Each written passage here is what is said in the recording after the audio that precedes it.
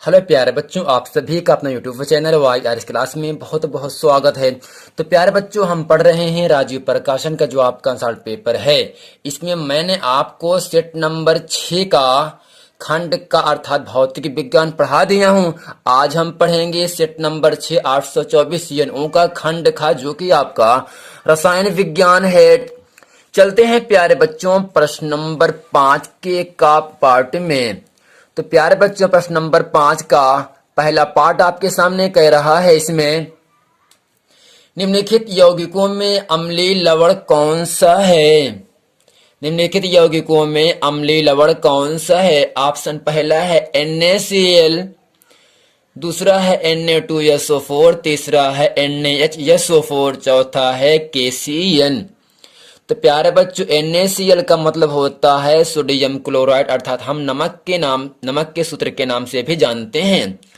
NO2SO4 sodium sulphate, जबकि NaHSO4 sodium bisulphate, KCN potassium cyanide. तो यानी प्यारे बच्चों, आपसे इतना ही कह रहा है यौगिकों में अम्लीय लवण कौन सा है। तो इन चारों ऑप्शन में प्यारे बच्चों ऑप्शन नंबर आपका तीसरा सही है, क्योंकि इसमें अम्लीय लवण जिसमें अम्ल की मात्रा कुछ न कुछ पाई जाए, जिसमें H+ में है ना, यानी सोडियम बाइसल्फेट, यानी सोडियम बाइसल्फेट में H आपका लगा है, इसलिए यह आपका सोडियम बाइसल्फेट इस यौगिक में अम्लीय लवण पाए जाते हैं।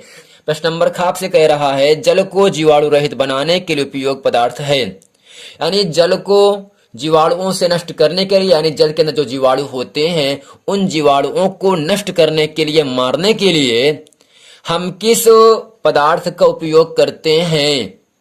ऑप्शन पहला है धामन सोडा, दूसरा ऑप्शन है फिटकिरी, तीसरा ऑप्शन है बेकिंग सोडा, चौथा ऑप्शन है विरंजक चूर्ण। तो प्यारे बच्चों, जल के अंदर जो जीवाणु होते हैं उन सभी जीवाणुओं को मारने के लिए, नष्ट करने के लिए इन चारों ऑप्शन में ऑप्शन नंबर आपका चौथा सही है, विरंजक चूर्ण, जिसका सूत्र होता है CaOCl2, जिसे हम कैल्शियम ऑक्सीक्लोराइड के नाम से जानते हैं। यानी जल को जीवाणु रहित बनाने के लिए हम विरंजक चूर्ण का उपयोग करते हैं, जो कि इन चारों ऑप्शन में ऑप्शन नंबर आपका चौथा सही है, जिसका सूत्र होता है CaOCl2, जिसे कहते हैं कैल्शियम ऑक्सीक्लोराइड कहते हैं। चलते हैं प्रश्न नंबर ग में। तो प्यारे बच्चों, प्रश्न नंबर ग पार्ट आपसे कह रहा है क्षारीय धातुएं हैं। पहला है BeMgCa, दूसरा है LiNaK, तीसरा है BAlGa, चौथा है CaAgAu। यानी इन चारों ऑप्शन में प्यारे बच्चों क्षारीय धातुएं, इन चारों ऑप्शन में ऑप्शन नंबर आपका दूसरा सही है। LiNaK, Li का मतलब लिथियम, Na का मतलब सोडियम, K का मतलब पोटेशियम। लिथियम, सोडियम, पोटेशियम क्या है? क्षारीय धातुएं हैं, जो कि इन चारों ऑप्शन में ऑप्शन नंबर आपका दूसरा सही है। तो प्यारे बच्चों, उम्मीद करते हैं प्रश्न नंबर 5 का जो का खा गा पार्ट है इसको आप अच्छे तरीके से समझ गए हैं। चलते हैं आपको लेकर प्रश्न नंबर 6 के का पार्ट में। तो प्यारे बच्चों, प्रश्न नंबर 6 का पार्ट आपसे कह रहा है निस्तापन तथा भर्जन में क्या अंतर है। उसके बाद है गालक एवं धातुमल में क्या अंतर है। प्यारे बच्चों, प्रश्न नंबर 6 का पहला पार्ट आपसे कह रहा है निस्तापन तथा भर्जन में क्या अंतर है। हेडिंग करके हम लिखेंगे काली पेन से निस्तापन।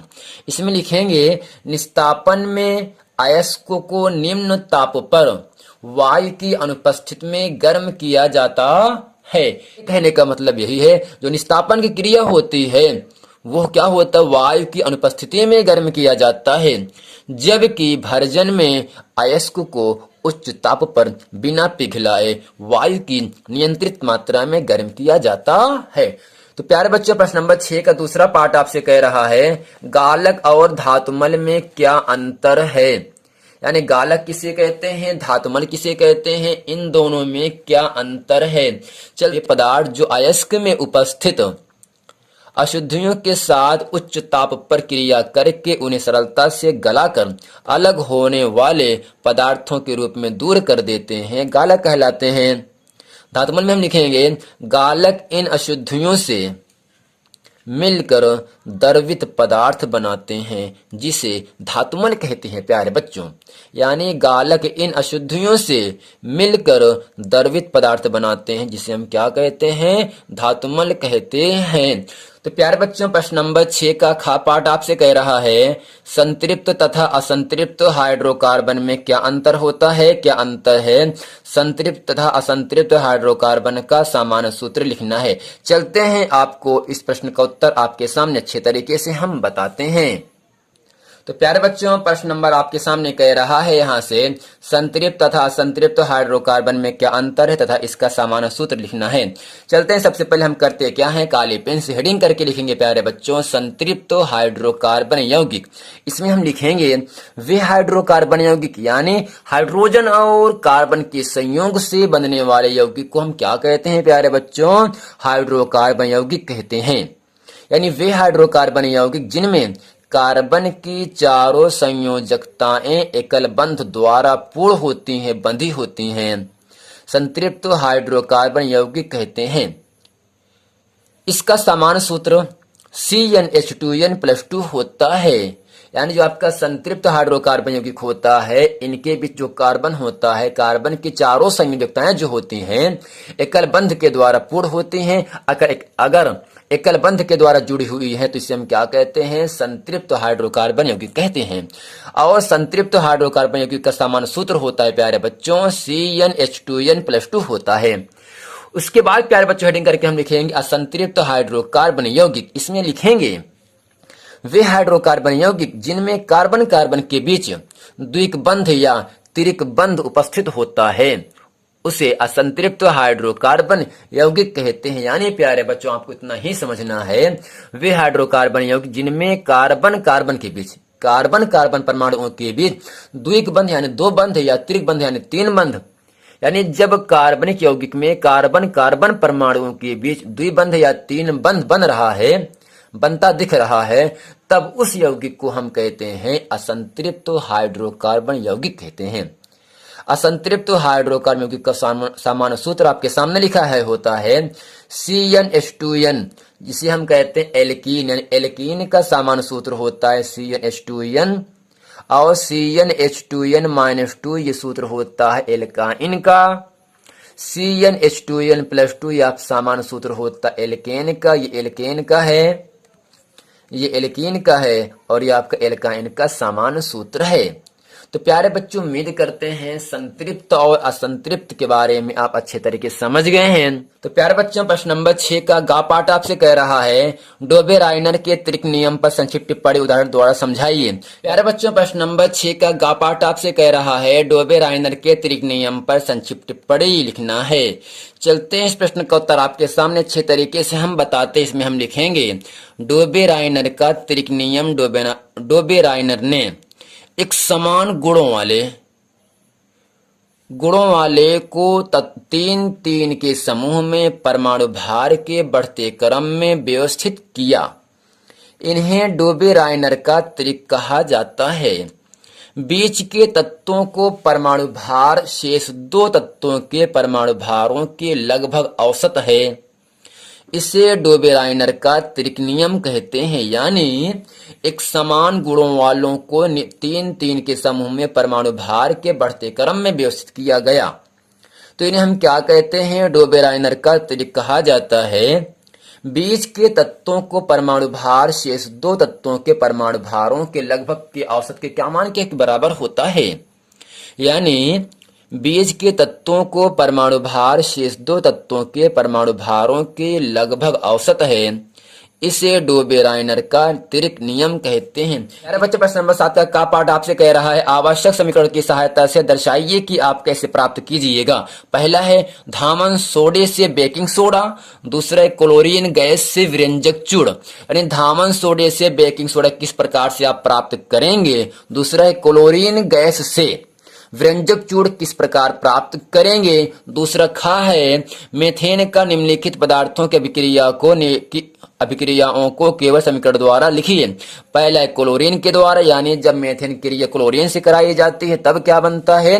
दूसरा है मेथेन की क्रिया ऑक्सीजन से कराने पर क्या बनता है। चलते हैं प्रश्न नंबर 7 का और खा पाठ आपके सामने अच्छे तरीके से हम बताते हैं। तो प्यारे बच्चों, प्रश्न नंबर 7 का पाठ आपसे कह रहा है आप आवासीय समीकरण की सहायता से दर्शाइए कि आप कैसे प्राप्त कीजिएगा ना, यानी धामन सोडा से बेकिंग सोडा, यानी जब यहाँ से NaHCO3 अर्थात सोडियम बाइकार्बोनेट जिसे हम बेकिंग सोडा के नाम से जानते हैं, यानी जब बेकिंग सोडा को गर्म किया जाता है तो यह Na2CO3 plus CO2 plus H2O में क्या होता है, विघटित हो जाता है अर्थात टूट जाता है। यानी जब बेकिंग सोडा को गर्म किया जाता है तो Na2CO3 अर्थात सोडियम कार्बोनेट जिसे धामन सोडे के नाम से हम जानते हैं, धामन सोडा भी बनता है, कार्बन डाइऑक्साइड गैस भी निकलती है और इस क्रिया में जल भी बनता है। दूसरा है क्लोरीन गैस से विरंजक चूर्ण, यानी जब CaOH का वेस्ट जिसे हम कैल्शियम हाइड्रोक्साइड कहते हैं, जिसे हम बुझे चूने के नाम से जानते हैं, यानी जब बुझा चूने की क्रिया हम क्लोरीन गैस से कराते हैं तब बनता है CaOCl2 प्लस H2O। CaOCl2 को हम कहते हैं व्यंजक चूर्ण जिसे ब्लीचिंग पाउडर के नाम से हम जानते हैं। प्रश्न नंबर 7 का खा पाठ आपसे कह रहा है मेथेन का निम्नलिखित पदार्थों की अभिक्रियाओं को केवल समीकरण द्वारा लिखना है। पहला है क्लोरीन से कराना है क्रिया मेथेन की, दूसरा है ऑक्सीजन से कराना है क्रिया मेथेन की। यानी जब मेथेन की क्रिया क्लोरीन से कराई जाती है तभी जो क्रिया होता है सूर्य के प्रकाश की उपस्थिति में होता है, यानी मेथेन की क्रिया क्लोरीन से कराने पर आज जो दोनों क्रियाएं होती हैं ये सूर्य की प्रकाश की उपस्थिति में होता है। तब बनता क्या है, CH3CH जिसे हम कहते हैं क्लोरोमेथेन कहते हैं, और इसके साथ HCl बनता है जिसे हम हाइड्रोक्लोरिक अम्ल के नाम से जानते हैं। यानी प्यारे बच्चों, आपको इतना ही समझना है, जब मेथेन की क्रिया हम क्लोरीन से कराते हैं सूर्य की उपस्थिति में तब बनता है CH3CL जिसे कहते हैं क्लोरोमेथेन, और इस क्रिया में हाइड्रोक्लोरिक अम्ल भी बनता है। दूसरा है जब मेथेन क्रिया हम ऑक्सीजन से कराते हैं तब बनता है CO2 प्लस 2H2O, और इन दोनों क्रिया में ऊर्जा भी मुक्त होती है। यानी CH4 को हम मेथेन कहते हैं, O2 को हम ऑक्सीजन कहते हैं, CO2 को हम धुआं अर्थात कार्बन डाइऑक्साइड के नाम से जानते हैं, H2O को हम जल कहते हैं। और जब मेथेन क्रिया ऑक्सीजन से कराई जाती है धुआं, कार्बन डाइऑक्साइड, जल, और इन दोनों क्रिया होने के साथ साथ भी आपका क्या बनता है, ऊर्जा भी मुक्त होती, ऊर्जा भी बाहर निकलती है। तो प्यारे बच्चों, उम्मीद करते हैं प्रश्न नंबर 7 का और खा पाठ आप इसको अच्छे तरीके से समझ गए हैं। यदि ये वीडियो आपको समझ में आया है तो प्यारे बच्चों वीडियो को लाइक करें, कमेंट करें, सब्सक्राइब करें ताकि आने वाला वीडियो आप तक आसानी से पहुंचता रहे। मिलते हैं अगले वीडियो में, तब तक के लिए थैंक यू।